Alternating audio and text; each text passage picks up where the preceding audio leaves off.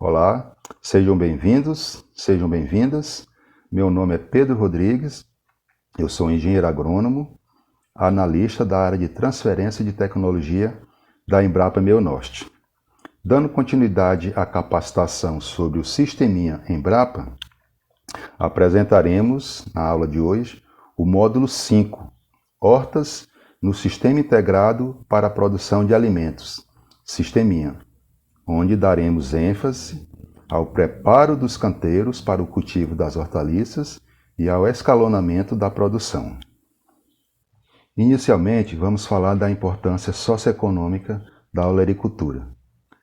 Podemos afirmar que as hortaliças são produzidas em praticamente todo o território nacional brasileiro, onde, predominantemente, o sistema de cultivo adotado é o convencional, ou seja, aquele onde as hortaliças são produzidas em canteiros no chão ou suspensos, com a utilização de regadores plásticos para uso da aguação ou irrigação e com a utilização de um mínimo de tecnologia.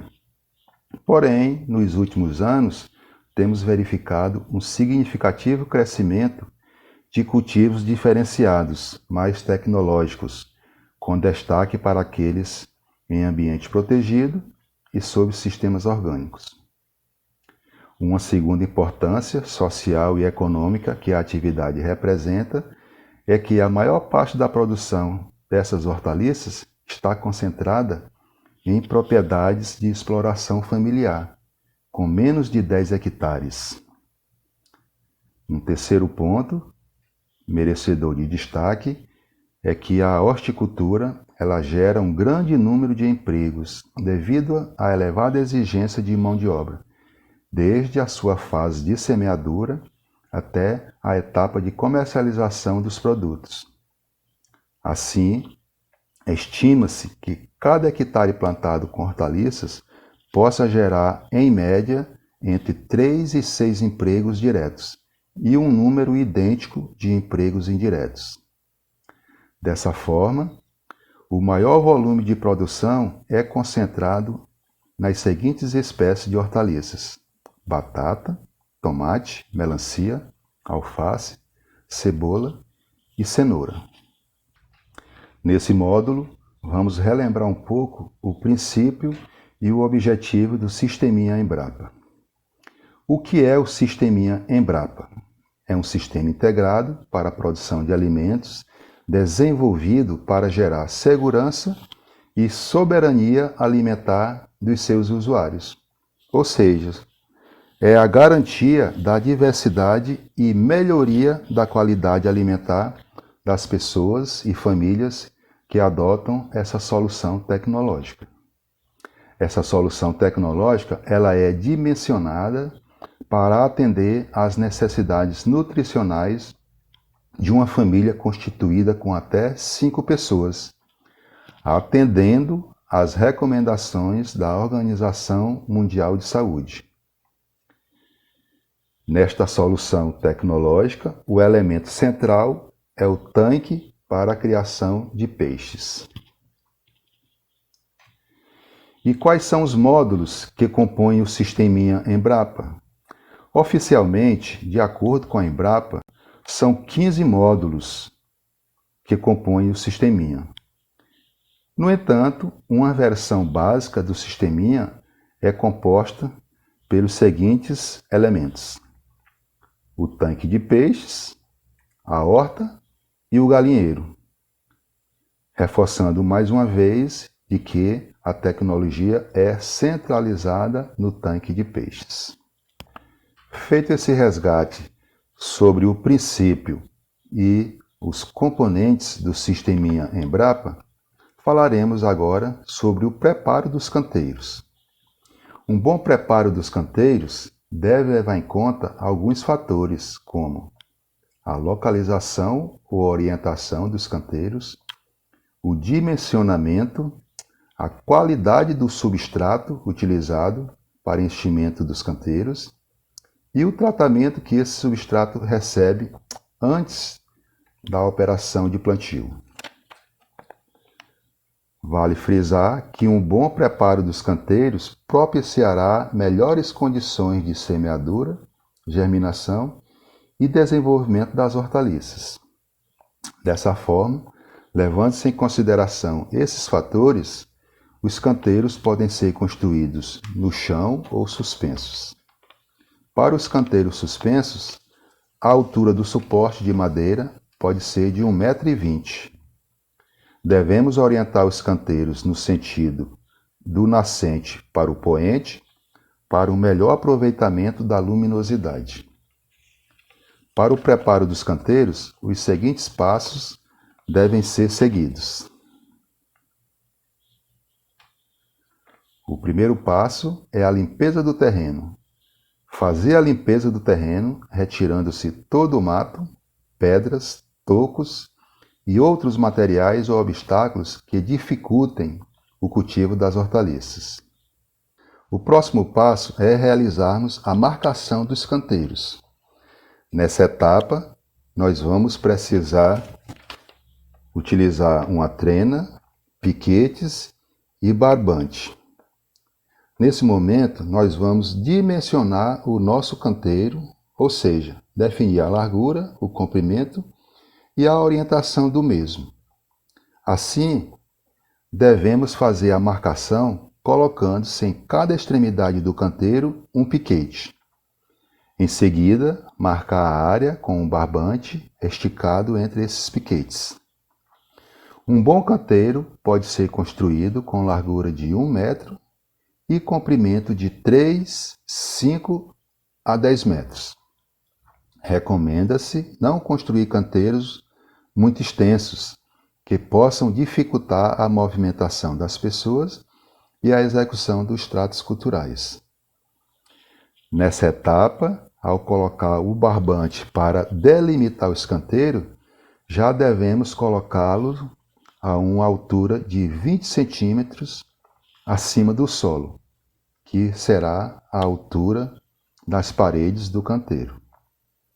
O espaçamento entre os canteiros, que são as ruas, deve ser de 50 centímetros, de modo a permitir a livre passagem de pessoas e o carrinho de mão. Levantamento dos canteiros. Fazer as paredes laterais dos canteiros com uma altura de 20 centímetros, compactando-se as suas bordas com as costas da enxada. Nessa etapa, depois que a terra do canteiro é bem revolvida, completa-se o seu preparo com a incorporação dos adubos e corretivos. A foto ilustra bem essa etapa, Podemos observar a colocação dos piquetes em cada extremidade dos canteiros, a altura de 20 centímetros do barbante e das paredes e o revolvimento inicial da terra do interior dos canteiros, onde serão adicionados os adubos e os corretivos. Delimitado o nosso canteiro, o passo seguinte é realizar a adubação. Recomenda-se que a adubação dos canteiros seja feita preferencialmente com 1 mês de antecedência do plantio. Os canteiros formados devem ser enchidos com uma mistura de terra, adubo orgânico e mineral, cinzas e calcário. A adubação básica recomendada por metro quadrado de canteiro pode ser feita com a incorporação de 200 gramas de calcário, 250 gramas de cinzas, 200 gramas de adubo mineral NPK, na formulação 5-30-15, e de 15 a 20 litros de esterco curtido ou de composto orgânico. Após o enchimento dos canteiros, devemos misturar bem o material, que é o nosso substrato. A seguir, fazer o nivelamento da terra, utilizando-se um ancinho ou uma ripa de madeira, e realizar a rega. Para o melhor acabamento do canteiro, devemos retirar tocos, pedras, torrões ou outros materiais grosseiros que possam dificultar ou impedir a germinação das plantas e o seu desenvolvimento inicial. Através das fotos, podemos observar perfeitamente o passo a passo para a adubação dos canteiros. Em primeiro lugar, fazemos a aplicação do calcário diretamente no leito do canteiro. O calcário tem a finalidade de corrigir a acidez do solo, de modo que os adubos incorporados possam ser melhor absorvidos pelas plantas. Em seguida, vem a aplicação das cinzas, depois a aplicação do adubo NPK e, em seguida, a aplicação do esterco ou do composto orgânico. Finalizando a confecção dos canteiros, devemos fazer a mistura desse substrato incorporado e o nivelamento da superfície do canteiro e a rega.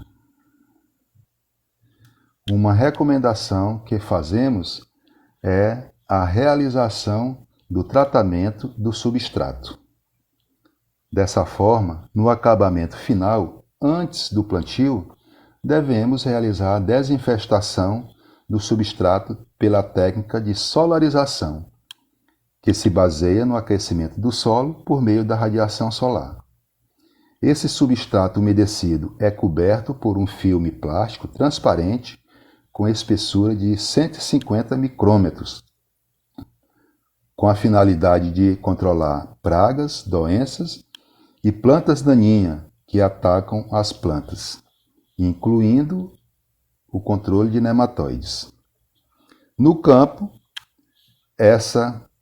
esse tratamento dura em torno de 1 a 2 meses e pode ser feito antecipadamente, de modo que o material possa ser guardado para uso futuro. A semeadura pode ser feita através de sementes ou através de mudas.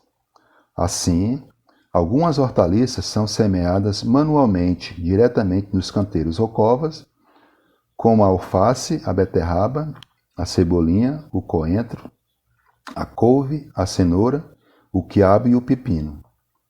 Outras hortaliças é necessário o preparo das mudas em sementeiras, que podem ser bandejas plásticas ou de isopor, copos descartáveis e copos de jornal, para posterior transplantio no local definitivo, quer seja canteiro ou cova. A exemplo da alface, do pimentão, da pimenta e o do tomate.